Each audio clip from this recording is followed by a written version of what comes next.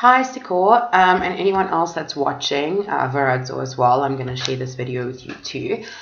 This is just a really quick video on how to restrict access to a marking guide or a mark scheme. So remember what we said, that term, what do you call this? Week 5s are formative assessments and week 10s are summative assessment. And the difference in those is that in a formative assessment week, we have decided as a team that we're going to include the restricted marking guide and a workshop, not a workshop, sorry, I'm very tired, and a discussion forum. Okay, so you both seem to have got the idea really well. So I'm just going to use an example from Sikor's maths course, whoopsie, just to show you exactly what's what.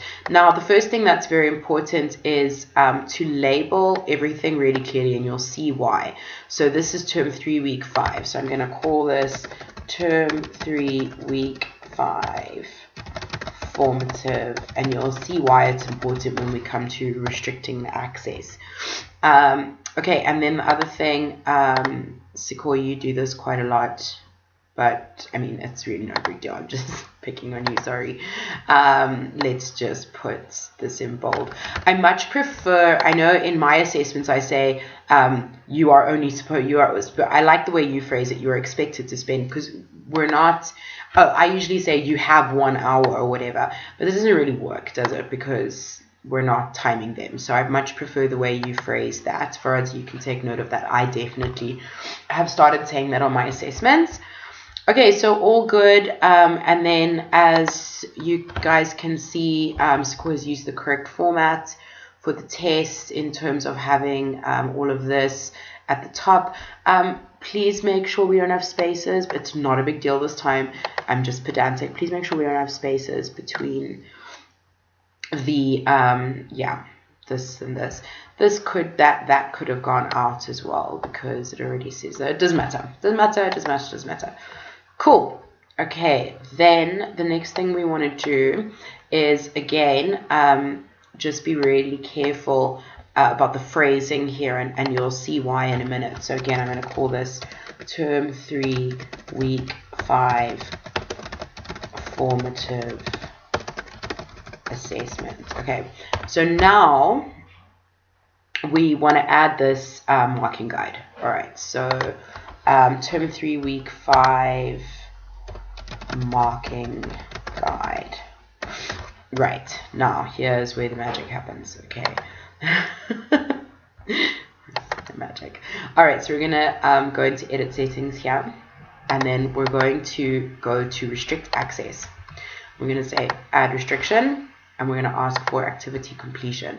Now, this is where it becomes so important to have labeled your submission correctly. So now we need to go through this, and as you can see, there's no weeks or terms in there. So it gets a little bit complicated. Okay, so here we've got week 5, term 2. All right, we want week 5, term 3, right? Have I lost it? Oh, here we go. Lesson week 3, term 3, week 5. Okay, so as you can see, this is why it's so important to label the test as well as the submission in with a label that you will recognize easily. Okay, so I'm going to choose that. Okay, now that restriction is added. You can say must be complete with a pass grade. But I don't think that's really going to work, because, you know, we're not going to give them too many chances. I think even 1 chance is enough on a test. You know, you either pass it or you fail it, you know. So must be marked complete, I think, is perfectly fair. Okay, and then we're going to save and return to course. Okay, cool. Oh, except that I just want to change that description as well.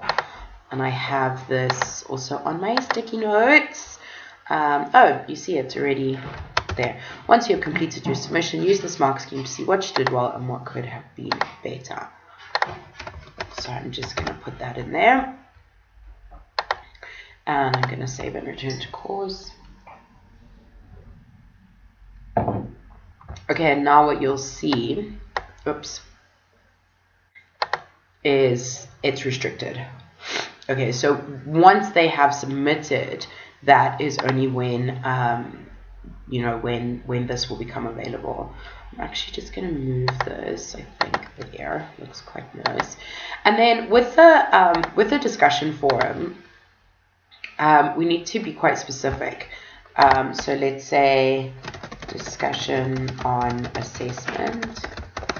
Okay, and we're going to say once you have completed your test, contribute to this forum stating one thing you did well and one area that needs revision. That kind of covers that Cambridge thing that I learned at the workshops, where they say, you know, what worked well, and the www and the EDI, what worked well and what would have even better if. What would have been even better if. Anyway, I just remember that from a workshop at one point. Make sure that they have to, when conditions are met, they must view it, they must post a discussion reply, and they must create one discussion. And then we save and return to code.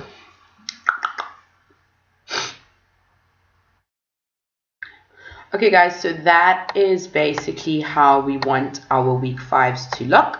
So you've got your paper, your submission labeled in a way that you can easily recognize it, your paper and your submission, and then your restricted marking guide and your discussion forum. And I think that kind of covers the idea of a formative assessment rather than a summative assessment.